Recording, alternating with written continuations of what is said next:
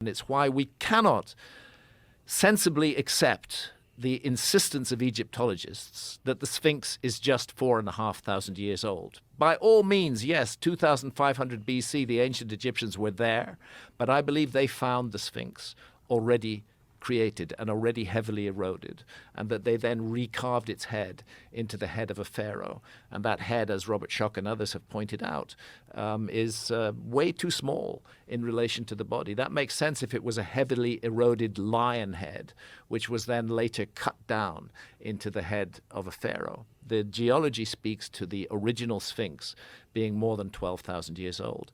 And that's the funny thing, because when Robert Schoch, and let's not forget John Anthony West. John Anthony West, and I know you had him on his show before he passed.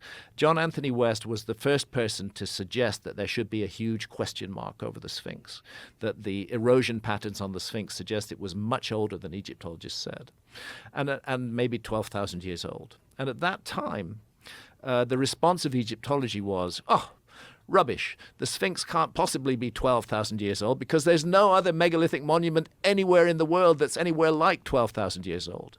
Well, that got blown out of the water completely, forever, by the discovery of Göbekli Tepe in Turkey, which isn't even that far from Egypt.